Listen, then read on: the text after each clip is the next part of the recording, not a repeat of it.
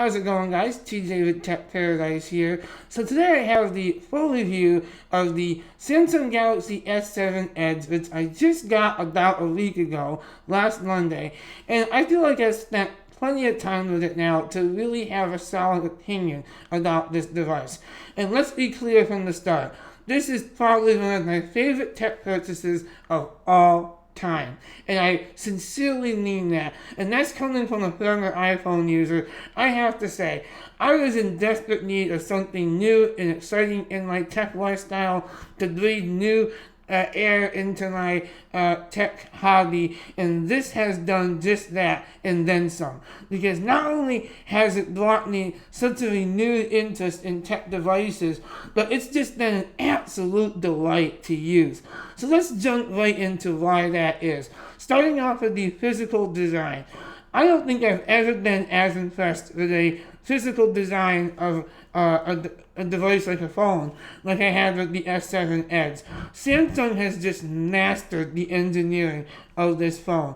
From the slightly curved back of the phone, and just all the curves of the phone feels so good in the hands, and it just looks so sleek, so beautiful. That silver titanium color is just incredible, and by far my favorite color of all the lineup of colors that they have for that device, for this device.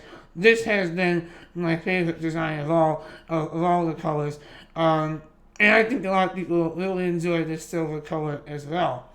Now, moving on from the physical design to the rest of the hardware, though, the window of the device, as I like to call it, the window, is the display.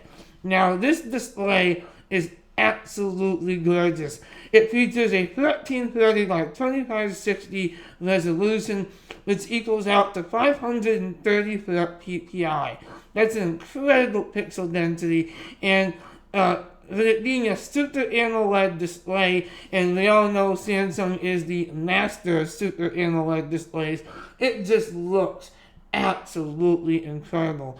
On top of all that, they have packed in a 3600 milliamp battery, which will power this phone all day long with no problem. I can verify that. I've used it nonstop for all day, every day since I got it.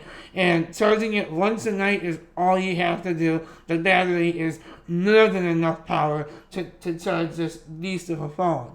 Now, mentioning the beast of the phone, it has a Snapdragon 820 CPU, as well as an Adreno 530 GPU, which together just adds incredible power and graphics for this phone. Whether you're just a casual user or you'll be doing gaming on this device, no matter how you use this device, you're going to notice the sheer power of this phone. Now, it does come with a built-in SD card slot, which you'll find right there underneath the SIM card tray. So the only criticism that I have, and this is honestly the only criticism I could come up with for this phone, and it's not even a criticism as much as it is a small complaint, is that the SIM card tray the SD card slot is in the SIM card tray. I realize that there's technical reasons why Samsung did that, but it's a little bit of a pain. You have to take out the SIM card every time you just want to pop in or pop out your SD card. But the benefit to that is you do get the dust-proof and waterproof, which I was about to mention. So this does feature, like I said, waterproofing up to 1.5 liters and 30 minutes. And it is, of course, dust-proof, like I said. And that really does add a level of functionality to it, because you don't have to worry about if you do drop it in a shallow thing of water, or maybe you're using it in the rain, you're going to be just fine. Now, I still wouldn't go as far as to shower with it, simply because I just don't believe in showering with my electronics. But some people have made the joke that you could take a shower with it if you wanted to, or something like that. But all kidding aside, I still wouldn't take it swimming in a pool or something like that. Don't go underwater with it. I know you technically can, but that just makes me nervous. I have a general opinion that electronics and water just don't mix, even if it is water resistant.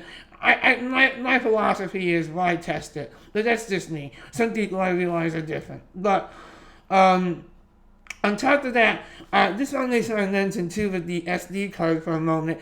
This does take up to a 200 gigabyte micro SD card, so I do think you should definitely use that feature if you want to, because it will add the ability to store tons of content, whether it be apps or movies and music or etc., on this device. And look, I have to say, this is probably one of the biggest reasons why I have fallen in love with Android phones, specifically the S7 Edge, because you can do something like that. And that's something like adding more storage to your phone is just an unheard of concept with the iPhone. It just doesn't exist. So, on top of all that, I do want to quickly talk about actually, I think that really covers most of it. I'll show you guys the screen again. It's just so beautiful. I can't stop raving about the quality of this display. And again, this is not meant to be a jab at iPhone users, but coming from the iPhone 6, I have to say, this just feels like a world of difference from that phone. Just an incredible S7 Edge. An incredible, just if you had the ability to upgrade, and maybe you're already an Android user, in that case it's a no-brainer, go for the S7 Edge. If you're an iPhone user, perhaps you want to consider doing what I did, which was taking a chance. And it's difficult, I get it. For iPhone users who have just been so used to iOS, and they might just naturally, instinctively say that they hate anything besides iOS, my advice to you is maybe give it a chance. Give Android a chance, because I did, and I am just absolutely so glad. I have been just, like I said, truly enjoying this phone. Now, one other thing that I do want to mention before I forget is the edges themselves. Obviously, it's because it's right in the name, Edge. They do feature the edge panels. Now, these edge panels, in my opinion, are not so much a gimmick as you might think. And that's not to say that they're totally functional either, but I do believe they have a purpose. It can be incredibly useful for when you want to quickly access a task. So maybe not so much for using apps, because it doesn't take any effort to access your apps, either from the home screen or in the app launcher on Android. But if you want to access something quick, like, I don't know, maybe take a selfie, or maybe calculator, which I guess is an app, but, just something like that might be a useful task. It's great to have it in the Task Edge. Now, I know some people feel like the Edge is kind of a gimmick, and could I live without the Edge panel? Of course, I think anyone could. But with that being said, I think it's a cool design element to it, and it does add some practical functionality if you choose to use it. The key thing is you have to choose to use it. So, I want to conclude this video by saying that like I said at the start of the video, I have just been incredibly impressed with this S7 Edge. And if I had to rate it from 1 to 10, 10 being amazing, I would give this an 11. That's how much I love this device. I can't tell you how glad I am that I was able to upgrade to this, and while my Verizon bill did go a little bit higher because of the fact that I do have the device payment, I couldn't afford to buy it straight out, so of course I chose to do a payment plan. So my bill did go a little bit higher than it was, but you know what? It's worth it in the grand scheme of things when you consider the fact that for a little bit higher bill, you are going to be getting such a sweet phone that does so many things. another thing I want to say too is I do suggest buying a case. That's my last thing, I promise. You need to buy a case for this phone. Don't be one of those people that is surprised when you drop this thing and it shatters.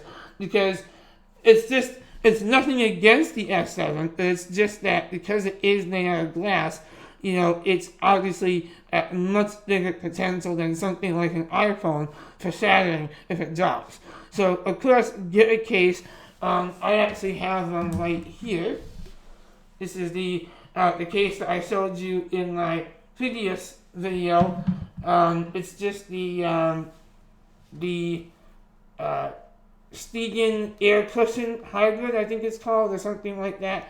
It's a great case, and it's very protective if you just... Well, I shouldn't say... It's protective enough if you're careful. That's what I should say. And I apologize, too, if this video has been kind of casual. I was trying to strike that balance between not messing up the video entirely, but also not being so anal about it that I end up doing the video over 20,000 times. So, I hope this was a good review. You guys enjoyed it. And so, with that being said, thanks for watching. And also, I almost forgot to mention too that there is 4 gigs of RAM in this device too, which is pretty standard in a lot of phones these days. At least I think so. So 4 gigs of RAM, at least in Android phones, it's pretty good. And that really does help with performance as well. So all around, I think there's a good reason Consumer Reports called this the best phone currently in the market, because it really is just an excellent choice. Until next time, guys, thanks for watching and have a great day. And please, if you like this video, hit the subscribe button below.